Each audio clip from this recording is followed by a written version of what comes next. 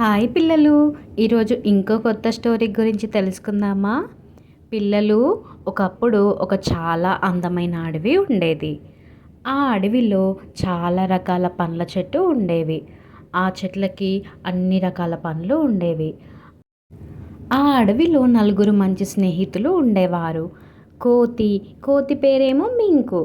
కుందేలు, బన్నీ, నక్క, ఫిని, తాబేలు, టూటు. వాళ్ళు ఎప్పుడూ కలిసి ఆడుకునేవారు, కలిసి పళ్ళు తినేవారు. ఒకరోజు మింకు అన్నాడు, బన్నీ రా అరటిపళ్ళు తిందాం అని అంటాడు.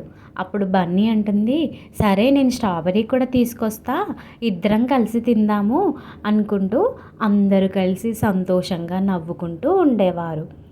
మరుసటి రోజు వాళ్ళు ఆ చెట్ల దగ్గరికి వెళ్ళారు. కానీ అక్కడ వాళ్ళకి పండ్లు కనిపించలేదు. వాళ్ళకి చెట్లన్నీ పడిపోయి కనిపిస్తాయి.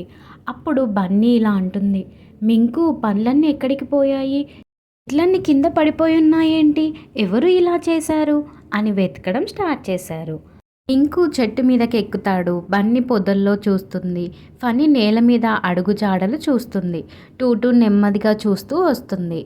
అలా వెతుకుతూ ఉండగా మింకు చెట్టు మీద నుండి కింద పడతాడు. మింకుని చూసి అందరూ నవ్వుతారు. అప్పుడు మింకు అంటుంది, నవ్వడం ఆపండి, ఇంకా మనము ఎవరు ఇలా చేశారో వెతుకుతాం పదండి అని అడవి అంతా వెతుకుతారు. కొంతసేపటికి వాళ్ళకు ఒక పెద్ద ఏనుగుని కనిపిస్తుంది. దాని పేరు గోలు. వీళ్ళందరూ కలిసి గోలు దగ్గరికి వెళ్ళి అడుగుతారు, మా అడవి ఖరాబ్ చేసింది నువ్వేనా? మా అడవిని పాడు చేసింది నువ్వేనా అని అడుగుతారు. అప్పుడు గోలు సమాధానం చెప్తుంది, నన్ను క్షమించండి, నాకు చాలా ఆకలి వేసింది, అందుకే మీ పండ్లన్నీ తిన్నాను అని చెప్తుంది. అప్పుడు బన్నీ అంటుంది, పర్లేదు కానీ నువ్వు చెప్పాలి కదా మాకు అని అంటుంది. అప్పుడు మింకు అంటాడు, మనం ఫ్రెండ్స్ కదా, ఏం పర్లేదులే అని అంటాడు.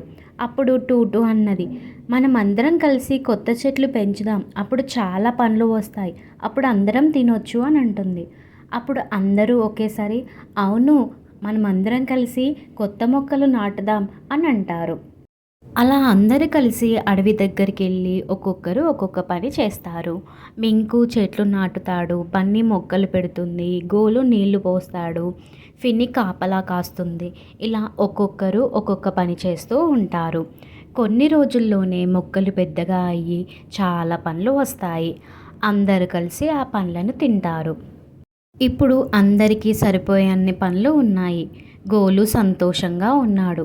అందరూ కలిసి సంతోషంగా తినుకుంటూ ఉంటారు. ఇందులోని నీతి ఏంటో అర్థమైందా పిల్లలు?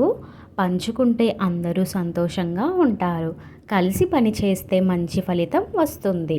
ఫ్రెండ్స్కి సహాయం చేయాలి. పిల్లలు, ఈ స్టోరీ మీకు నచ్చిందా? నచ్చితే BRR టీవీ ఛానల్ని సబ్స్క్రైబ్ చేసుకోండి.